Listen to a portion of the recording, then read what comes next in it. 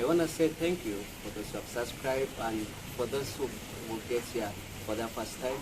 I encourage you to share, like, and comment on our videos. I'm Harris Taban. Today I'm so glad that we are celebrating the Women's Day that's done annually on the 8th March. So here right now I have some girls or some ladies or some women that we're gonna share issues that are related to women. But then I want to say thank you to them because we really invited them in a certain notice. But with that, I'm so glad that they are able to honor our request for them to come and share their stories or what we're going to discuss with them. Right now, I'm going to introduce them. They'll be telling us their names and maybe their profession if they are working. I'm not sure whether they are working. I'm so glad. Welcome.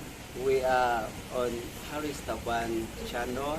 On Facebook, we are on the profile official Facebook page. You can follow us in this channel as we work on our ID, which will certainly come. Welcome. Yes, thank you, Harris Taban. So, you can introduce yourself to my viewers. Sorry. Hello, viewers. Thank you so much. I just want to thank the Low Profile and Harris Taban in particular for inviting me. Thank you for honoring me as a woman. Thank you for the invitation. I'm so happy to be here. My name is Iba Christine Leni Moi, and I'm a South Sudanese staying in Uganda. Born a Ugandan by birth and then a South Sudanese by nationality. I'm a student at Taban University, Kampala campus, and I'm also the Vice President of the South Sudanese Students Union of Uganda. That's the little I can introduce about myself, and thank you so much for hosting me once again. All right, thank you. You know, it is a pleasure sitting with Her Excellency. It's not easy. It's not that all people have the chance really to sit with such high profile. I'm a low profile, but she's high profile. Thank you so much, Joy. Hello. Hi viewers, my name is Nancy. I'm very glad to be with my fellow South Sudanese. I'm a South Sudanese, a student from Makere University Business School.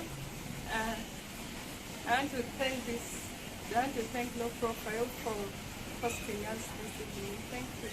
All right, then we are going to discuss some issues that generally for women, and later on we're gonna discuss issues related to the young people who are at school. So we have a very nice topic, and it's in form of questions, and they're gonna help us answer all this. Now, our first question is, what does International Women's Day mean to you? Yes, thank you so much once again, Low Profile. International Women's Day is a very big day in the lives of women, and me in particular, I feel it's a blessed day for women. Not only me, but all women outside there. First I want to thank God because I was born as a woman. Not that I don't want to thank Him for the other gender, but I'm grateful because I've experienced and I've loved being a woman, and I'm proud of myself because I'm a woman. To me, International Women's Day, it's a day where we get to celebrate ourselves. That even if you have no one to call you, it's a day where you get to sit down and then appreciate yourself as a woman. What you've done and what you've been able to achieve all these years since you're born until today. And if the other negative challenges that you face all along the way, to really just get through. Sit alone, or maybe sit with somebody, if someone is that is with you, you sit with that person, and then you people get to talk about it. How have I been as a woman, you know? And I'm mostly grateful to the men who are outside there, like supporting me with all this, because when another gender comes in and then recognizes you as a woman, it's a very blessing, because if somebody can really come up and sit with you and tell me that I'm inviting you out, you know, and then you sit up with the person, and then the person is, you know, honoring you, asking you. So, you know, celebrating your day with you, asking what your challenges, trying to make you feel like home with yourself, and then get to appreciate you. Thank you for what you had, especially our mothers outside there, who have cooked for all these years, you know. Our grandmothers who have nurtured us for all these years, especially my grandmother outside there. It's a day we get to celebrate women. From a low profile to a high profile, just like you guys are, you know. But I don't mean there's no woman in actually of a low profile or a high profile, but Of course, we can say that women who are in higher positions in life, and they are very vital to the community, and the community has appreciated them a lot. And the women whom we know that they have not made it in life, but we still appreciate them, even if they're in the kitchen every day, we get to appreciate them. Even if it's that woman who has not gotten education, we still get to appreciate her. And to me, I just want to wish all my fellow ladies, all the women, all the mothers outside there, all the grandmothers outside there, those who are still alive, those who are heroes to the country, especially in the African continent, our country, South Sudan itself. We've had fighters, especially like our Vice President, Rebecca Nyangen. She's a very vital person in the lives of women in South Sudan. And we get to celebrate women like that. And I'm so grateful. I'm so grateful to whosoever started an International Women's Day. It's really a blessed day for us. So I think that's what it is. All right, thank you. Now we have to celebrate women. We have to celebrate mothers. Most especially for me, I will celebrate the struggling mothers outside. Yes, there are very many women who are struggling. The single mothers. I guess look up to you. Let's hear from Nancy. What's her opinion about Women's Day to her personal? Okay, thank you, Dr. Eric. Women's Day is some special day in our lives as women, because I personally am very proud to be a woman. Because since we were born as women, we have a lot of responsibilities. We are hardworking. Every day, like every morning, we wake up to do something very new. That's why women have to come up with new ideas, and we have to celebrate our day. Because we are very caring. We care for the family. Most times, you see it like in villages, you see it's always a mother struggling to care for their children. So there's need for us to celebrate our day. Thank you. All right, and then I have one question here. What's unique about the women from South Sudan that we really have to celebrate? What's unique about the women from South Sudan? These women from South Sudan are something else, especially in the African continent. Harris, if we look at our country, well, the country, I don't term it as the country that has suffered most in Africa, but it's a country that has gone through a lot for all these years. And when we talk about a woman in South Sudan, this is a woman who is the backbone of this country. In other countries, we may say agriculture is the backbone. Yeah, it's true, agriculture. but what has called this country up to today is a woman. Why I'm saying this is, let's look at all the years of war. Yeah. Men went to war, women stayed home, other men didn't return. I personally, my dad was in the war. He was a soldier in the war. But what happened is these women stayed home. They nurtured their children.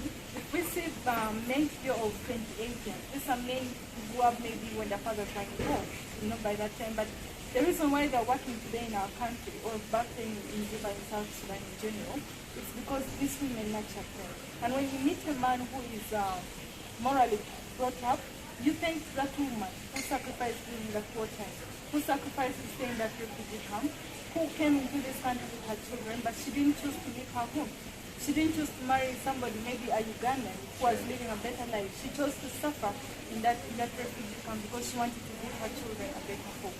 So when we talk of South Sudanese women, to me I think we're talking about hardworking women. To me I think we're talking about a loving woman. To me I think we're talking about a dedicated woman. We're talking about a woman who never gives up, whether the situation is like what or what, she never gives up. She always stays and she always works hard and she's always hopeful that if she can raise the next generation, then her country will become a better country. So if we are better today, it's thanks to these women. At whatever level they are in, we are still grateful to these women because what they've done in this country. All right, that's what is unique about women from South Sudan. If a man outside there is unique, a great woman, who's hardworking, we invite you back home. Come to South Sudan, pick one. And then we are moving to the next question, and it's like, how will you address the issues that form the background of gender pay gap? I'll start from this side as I move. I come again. How will you address the issues that form the background of the gender pay gap in South Sudan or in Africa? What's your opinion on that? Yeah, thank you so much for that question. I think with gender pay gap, what you mean is the salaries. Yeah, like How that differ Sure. at workplaces, majorly that's what Sure. we're trying to refer to. Sure. And to me, I think when we talk of issues, what is first before that question, what brings about this gender difference in gender pay gap? Now, to me, I think what is causing the gender pay gap difference goes back to our roots of society. What is society believing? And when we go to society, there are two things we need to talk about. That's the sex and the gender. When we talk about sex, that is generally the biological difference. Yeah. What differentiates you as a man and what differentiates you as a woman. And then when we talk of gender is the difference in roles.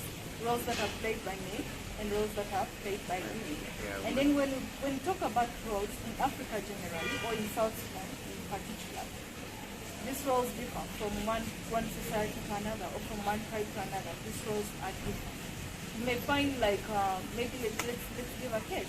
In maybe in another tribe, women are not allowed to eat chicken. Yes, You yeah. see, and then men are allowed to eat the chicken. The women will cook the chicken, and then the men will just eat. Yeah, we- And then you go to another society, it's different. But majorly there are a lot of things that are common when you talk of gender differences. There are a lot of gender differences which are common from one tribe to another as they vary. When we talk about jobs especially, the roles we play, especially me, I'm a Makuku girl, and the roles in a Kuku home, when you're being brought up, there are roles that are assigned, that a boy should do this role and a girl should do this role. For example, a boy is told he should be, if there are cows at home or the goats, he should take these goats out for grazing in the morning, and then look after them throughout the whole day and bring them back in the evening. And then you as the girl is supposed to go pick those grains from the garden, and then maybe pick those vegetables and do the cooking. Yeah, do And housework. yes, after you cook, wash your utensils, wash your clothes. Even you have to wash for this boys the clothes, you know. And then at a certain point when it's lunchtime, you have to go call your brothers to come and eat the food. And the same thing up to evening. So you find these things because of this mentality. People grow up knowing that there are certain roles which are supposed to be done by boys only, and there are certain roles which are supposed to be done by girls. Now with time as they grow up and they have finished university, they've reached the workplace. But even still at the university level, you get to see things. The situations where a man would be like, why are you holding a microphone? It's totally weird. But anyway, thank God for education, because most of our men have changed. But as we get to the working world, I've had experiences of women saying, maybe at the workplace, the man is telling them, you go to the reception or go to the kitchen side of the office and get for me drinking water. And then you ask us, so we are of the same age, why should I go fetch boil water from the kitchen? And we are all educated, I'm working, you're working. So these things, they amount, and because of the values that have been installed in us, they're not, according to our ancestors or to our relatives, they were not negative. They did this so that work could be eased. And women cannot suffer maybe like herding cows and all that stuff. And also men cannot, it's just like, so that the society can live in harmony. But as we grow up, we find that it just can't be. It can't be, because men have taken it at a certain point that those roles are supposed to be for women. Yeah, for women. Now when we get to the workplace, we go back to your question, which was asking what brings about the difference in gender pay gap. When we come to our workplaces, for example, let's go to a typical example of our workplace, whereby, for example, forklifting, you know, in a warehouse, those jobs are expected to be for men. For men, sure. Yes. And then when we talk of receptionists or secretaries, those jobs are for women. And then yes. And then in the olden days, except for today, there's a little bit of change. My mom used to tell me like engineers were back then were men, you see? Men. And then doctors were also expected to be men. Women, maybe if you want to go to a medical field, you are asked maybe to handle a job of a midwife, or a nurse or something like that. Yeah. And then you find, now when you go to the hospital, a nurse is paid less than a doctor, you see? So because a man is meant to be a doctor and a woman is meant to be a nurse, you find there's a difference in the salaries. So of course, me as a woman, if I'm a nurse, I'll work home with a small salary. And if a man is a doctor, he will work home with a much higher salary. So you find these gender roles that were instilled, and slowly by slowly, this mentality keeps shaping people into the career fields. You just find automatically men have taken up some jobs and said, maybe we have to do this and the women have to do this. These jobs look more masculine and these ones look more feminine. So you find there's a difference in the playground. And also when we do it vice versa, because today we do get men who are working as nurses or midwives, and we do have women who are working as doctors. So you find also the woman is earning more higher and the man is earning low. So I think another thing which could be contributing to this, besides the gender roles, which has been instilled in us from childhood or from back culturally, I think another thing that could contribute to this is just the pay scale. The pay scale and in the workplace. There are jobs that automatically will be paid less, and there are jobs that will be, the person will be paid more. So in a modern world like this, what you study, what you choose to study is what describes how much you're going to earn. So I think if you find a man earning less or a woman earning less, that's because that's the field that they're working in. Yeah, so I think that's what brings about the difference in the gender gap, payroll, something like that. All right. But then, if this question could have been posed to me, I could say, for us as men, we have believed that we men, we have responsibility at home, right? We literally pay 80% of the bills at home. So I guess that's why they have to really pay us high, because women, they use their salary for hair, for dressing, and so on. That's according to me anyway. Hope I'm kind of right. No, you're not. You're not. I expected for that literally, but I was trying to kid around. What's your opinion? Okay, according to what you said, you're wrong. Because it's not a must that every man provides everything at home, like 80%. There are some mothers who work and they provide everything. They cater for their dressing, for their children, and for their hair also. So that's why I'm saying you're not right that it's 80% that men provide. In Africa, it is different. Men provide almost 80%. Look. A woman is working, but cannot accept to pay tuition. That's Harris, in most of the homes. I'd like to cut you short there and say, I think the Africa you're referring back to is maybe in the 20th century. Because in the 21st century, I've seen women who even their husbands are dead, they're trying to manage life alone. But is it a man, which man is coming to provide for that woman? That is a condition that is pushing that lady to do it. But if the husband is there, a lady will literally cannot accept. I guess I'm right. Because if we shall do a survey about it, to be honest, it's women cannot use their salaries. Women could use their salaries for their personal gains. Women will struggle, will hustle with anything. Okay, let me answer something there.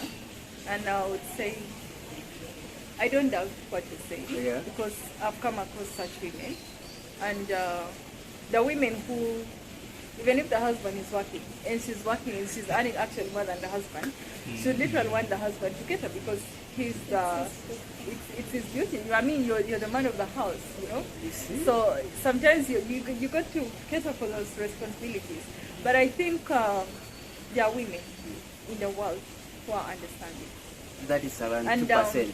When I come to those women, there are women who work and they sit down with their man and they plan. And they say, you know what, this responsibility is just because you're the man of the house and just because society has said you have to take care of the responsibilities. By the way, it's not these women, It's not these women, but it's what our elders have passed down to us. They've said, you hear your father sometimes saying you have to grow up to be a man, you have to take care of your family. So how is it a woman's fault? It's your father who instilled this in you to become like that. So So you find that even the girl is told your man will provide for you in your house. So you find what has been passed down from generation is actually what is affecting us in this generation today. So me, I think the women who understand, who have come out and have understood that roles have to be shared. When we talk of gender equality, we don't talk about gender equality being women being favored only, but we talk about relieving these men from some of these responsibilities. We talk about relieving a man from wholly taking care of 80% of the household payments, you know. So if I'm working, you're working, what is the use of my salary? After all, we signed up to be married, right? We signed up to come into this home and take care of this house. So I can cater for the food, you can cater for the food. Or if I don't have money, you can step in and cater for it. If you do have the money, you can step in and cater for it. If you need to give me something, give it to me as a gift. But don't give it to me saying, you know, it's your responsibility. Yes, it's your responsibility. You're supposed to take care of me. But I mean, when it comes to my hair, if I'm working, I should take care of my hair. But if you have something and you feel like, oh, she's my woman, and I want to give her something, you can give it to me as a gift. But of course, there's also a situation where the women are not working, honestly, and you find this woman is selling vegetables on the road. She's selling tomatoes, she's selling onions. Her salary is not equivalent to yours, and you're literally maybe working as a manager in a certain company. So you find at a certain point you'll have to take care of your household expenses. If it's paying the children in school, you'll have to cater for that. Maybe the little she gets, she'll have to cater for her, for the food in the house. She can manage to buy food from the market and cook in the house. And you find she's taking care of less responsibilities simply because of the little money she's earning. But I think if a woman is given a position to also earn higher money, and if she is mentally sound enough to understand that it's what they call equality that then they are calling for, she can come in and share the responsibility of the house with her husband. All right, then I was told that in the UK or in the US or where, it's 50% each. Women, they also cater their part, and men, they do their part, but it is co-sharing. But literally in Africa, right now, women are not understanding this. So you women, change. Africa has to change. We need to pay 50-50. I'm not trying to campaign for men. Let's go. Let's go on. In our next question that we are going to answer, both of us, but not me, both of you, that what will you change about the assumptions made by men of women? Assumptions made by men about women. Okay, that's a hard to answer question because these assumptions are the heads of men. But of course we do feel it as women also. Just like, I think I'll take it to my example I stated earlier before. I think these assumptions, for example, what I was saying, like in an office, the women who say that the men in the office will send them literally go and pick for me. And these things are existing, you know. If they're not happening in your office, in some offices they are happening. Yes, they're happening in some offices. And women are complaining about these things.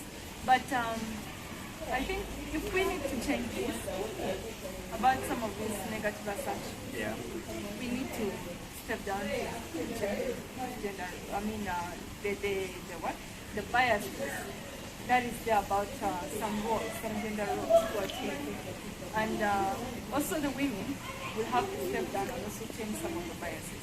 That's why I'm so grateful about the theme of this year's International Women's Day, which is stating that we should break the biases. So I think breaking the biases is breaking the prejudice, you know, promoting the civil things and then talking about them. We need to break those prejudices. And I'm grateful for the work that most of the NGOs are doing, especially in our country. They are trying to advocate against some of these biases, and they are trying to promote gender equality. We can promote gender equality and then instill these values into the men, not only the men, but both the men and the women.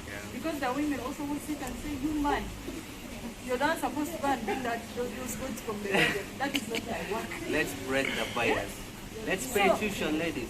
Let's take men out. If you have the money, you can do that. You can pay the tuition. What stops you from paying the child? That money is there. It is only the ideology that you women, you have to remove that. 2022, let's break the bias. Let's start paying tuition. Let's start sponsoring our what husbands? No, your husbands You're not supposed for to know. trips. Do everything. Let's break the bias. Yeah, exactly. You're not sponsoring your husband, but Let's send them out. yeah, Wedding, start paying for the bills for wedding. You see, like as men, we really need to whereby the policy should come that even women pay dowry because we are tired of that. Women should also pay. As men, we pay 50, women also pay 50%. I think when it comes to dowry, dowry is that it's another big story that if we need to capture it, we need to capture it in a different So many. But to me, I think dowry is something that, if possible, the society should scrap because if not, you know, Parents people, are going to cry if you talk no, about that. parents will not cry. Parents will not cry. But dowry has done a lot of harm actually to the culture Yeah.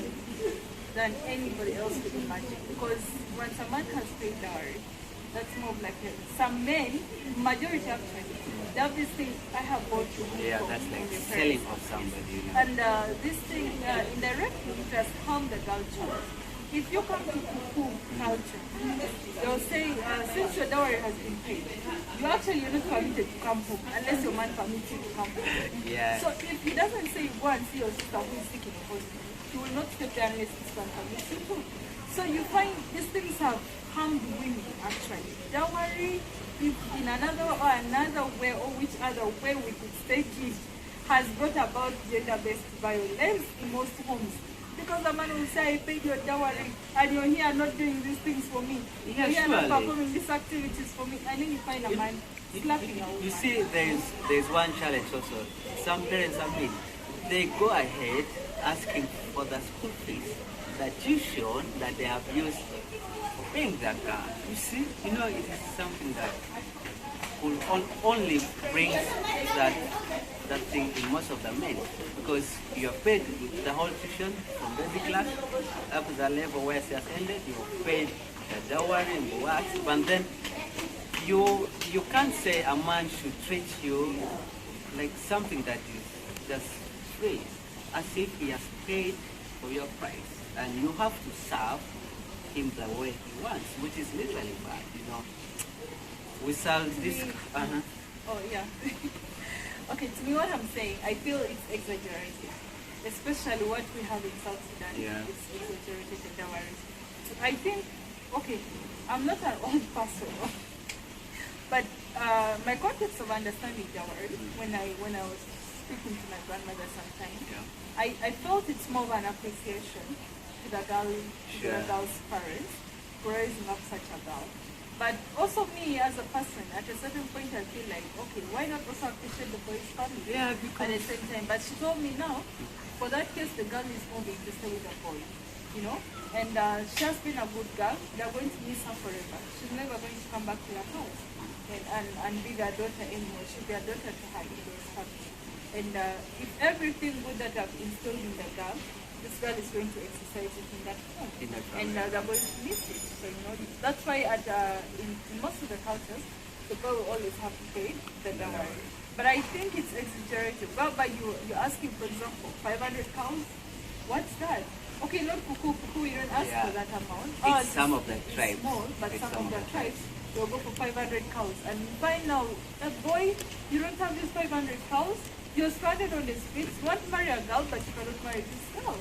So you find at the end of the day, now one who has struggled to marry this girl, honestly, when he takes this girl home, he will never look at this girl the way he used to look at her when he was dating her.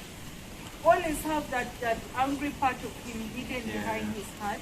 If he did, of course, what if he has borrowed the money? He'll always be angry. So you'll always want to revenge, and not revenging directly, but you say you pay for this thing. Like we've had men saying this. paying for the price. Say, if I take you by dowry of this amount, honestly, you're going to have to do every housework that's there in my house. So you find now a woman is suffering. She's honestly suffering, and she has nothing to do about that. So I think we should, the dowry can be there, but maybe it should really be reduced to an affordable amount, Yeah. to a friendly amount. Like in only that- 2 cows? Only 2 that cows can and do. 1 girl? We can do just more of an appreciation, and because in our days of today, it's not very far. You know, I can always come home and attend to my parents.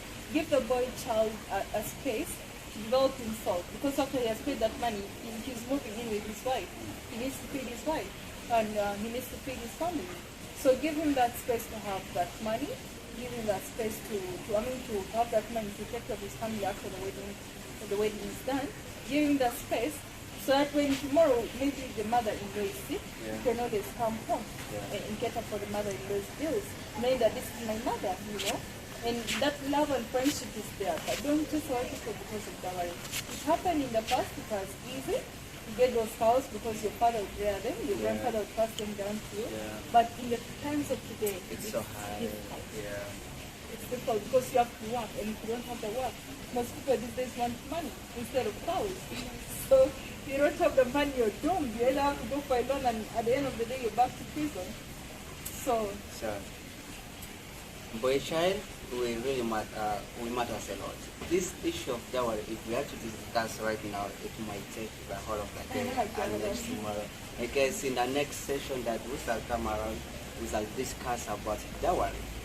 Then let's continue with our discussion. Then the next question that they are going to answer is how do you succeed in a male-dominated environment? Like, how can women succeed? You see, there are some jobs whereby you see 90% are men, but there's that one woman who will be voted in at the end of the year as the best one. According to you, what could be that? Okay, according to me, as a woman, I really don't want to have that mindset like I cannot make it.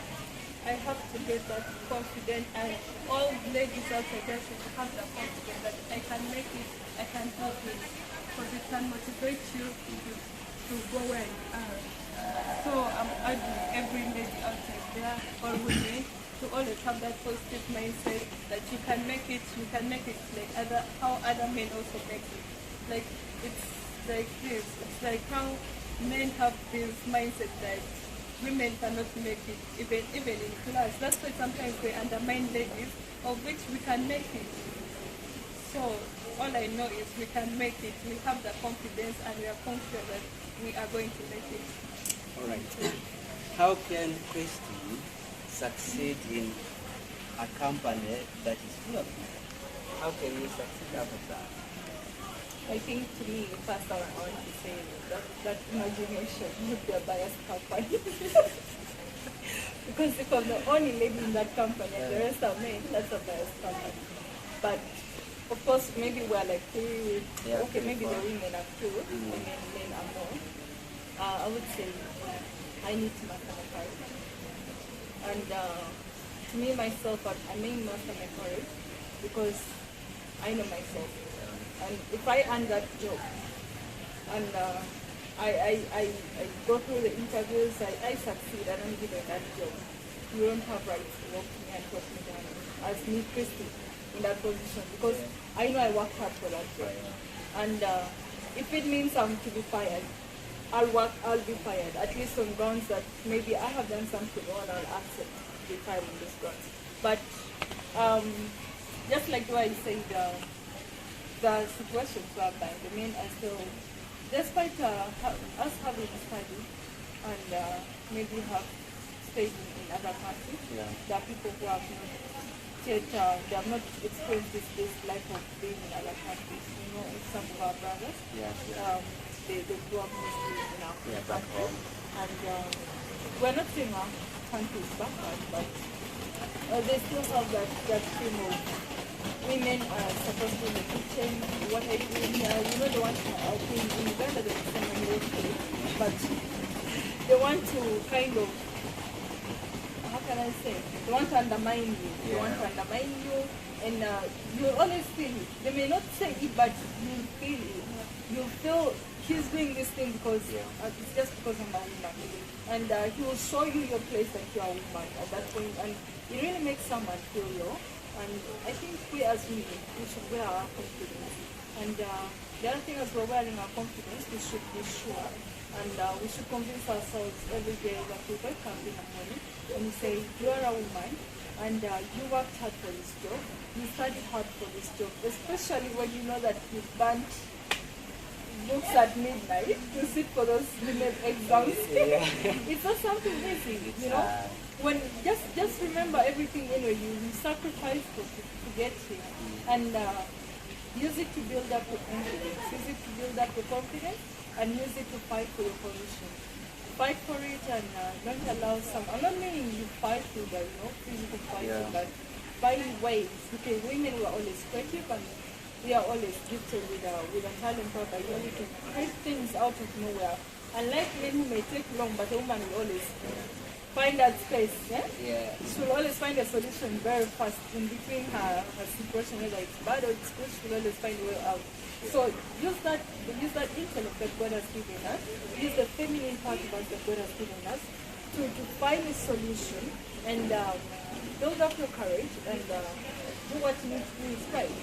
Work hard at your job, because that colleague of yours who is threatening you, or that colleague of yours who is undermining you, is going to have to employ you. It's your boss who employs you. And if it's your boss who is doing that, and you know you have no one else to work to, to report to, simply work out in your confidence, because you don't deserve to be mistreated.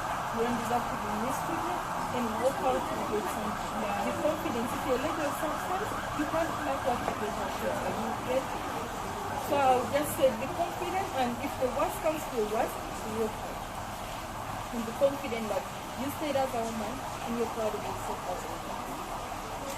Ladies, be confident and work out if things get worse. We are going for our next question. What can men do to help women succeed equally? What do you expect from us men to make sure that you achieve like equality that you're young?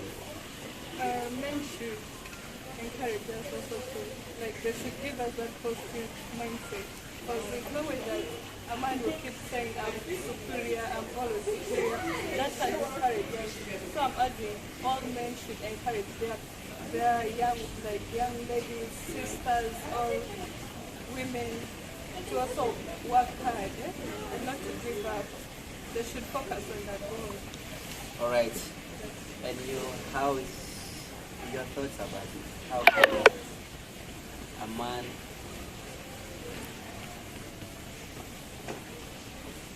I should start from I was trying to say and I was trying to say how can a man or how can men help women to achieve equality? To me, I think there's nothing wrong with that support.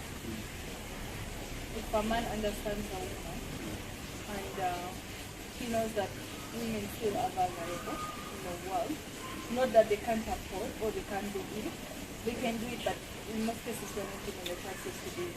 And we have the zeal, we have the compassion to do something. We want to work hard. So I think what men can do is just simply to support us. Yes, and they can simply break the stereotype and give the women the support. And I think women, we should also be appreciated for those men who really do take time to support us and push us where we are, especially our fathers. Also, women have to support us, if possible. Yeah, that's true. Yeah, and then we are almost coming to the end of this session. This is our last question. How can we, women, preserve our rights? Women, how? Yeah, women. How can we preserve our rights? Yeah, sure. Our rights, our rights. Yeah, Our rights on what, okay, yes. As women. Yes, I think a woman. Me, I went to a single school, and the school I went to, they taught us to be girls of substance, and to carry ourselves with our heads held up high, and to always be confident in who we are. irrespective of whether we don't look the same. Yeah. Or maybe somebody tells you you're ugly or you're beautiful or there are a lot of restrictions out Yeah, there. sure. But to be confident and be proud. First, be proud that you're a woman. Then secondly, always carry yourself as a lady of substance. When you carry yourself as a lady of substance, you always have a reason for yourself to preserve your rights. What are your rights? Your rights are you have a right to achieve your dream. Yeah. You have a right to be happy. You have a right to peace. You have a right to be loved. You have a right to actually, before love of anything, before from somebody, you have a right to self-love yourself. Yeah. So if you find yourself in a position where you can love yourself, kindly do love yourself. And before you get that love from a man in you, kindly do love yourself. Kindly do spend on yourself. Kindly do work hard for that job you need. Kindly do walk away in harassment that you do get at workplaces, especially sexual harassment. There are a lot of women outside there. I do know them, and my friends also do know them. Yeah. The only way they had to get that job at a certain company is they had to sleep with that guy, they had to sleep with the CEO, or they had to sleep with the human resource manager to get to that position. But I think we should have self-confidence. If the job is not yet there, we should take courage and find a way of how we can get into business. If you can do business well, try to empower from a friend. You invest in a friend. Work hard alongside a friend. Even if you start selling by tomatoes. I myself have cooked yogurt in the streets. I've made yogurt for myself, and in Juba, the streets of Juba, I've sold yogurt. Those who know me, Mama, yogurt is passing. you're watching. I've sold yogurt. Hey, I didn't have tuition. Yeah. And I didn't know what to do. Sure. There was a point I just learned of Juba. I sold yogurt on the streets of Juba. Before I could get something to do, before someone could assign me and say, okay, you can start it from here, I sold yogurt. I woke up at night, I did everything. I didn't care whether someone knew that I studied from a rich high school. Yeah. I mean, a non-high school. I didn't care whether someone knew that I went to a prestigious primary school. All I wanted to know is, can I survive? Can I survive with my dignity with me? Because my dignity is what carries me every other day. I need to wake up with that dignity, it gives me courage, and I can always hold myself upright. Because there's one last thing I just want to put. You as a woman, the question you need to ask yourself is, will your daughter be proud of you today? Or if your daughter tomorrow in the future is simply like you, will you be proud of her? Put your self-image right now, what you're doing, put it like this is your daughter in front of you. Will you be proud if your daughter is doing the thing you're doing today? If you feel like you won't be proud of that, kindly change and mold yourself and build something better for yourself. Because before you give back to that child, before you have that girl, you need to be proud of yourself, because she will surely emulate who you are. I think I've learned this from my grandmother. Wow. We have really learned a lot, and I appreciate you too for coming. I want to say thank you, viewers. Endeavor to subscribe, share our video, and comment. We shall be leaving a question there that how can you men help women achieve equality in the community that you're in? I stand for peace. I'm Harris Taban. Let's sign out from here. Let's spread peace and love in South Sudan. We need peace. We shall come back home as soon as possible. Let's sign out.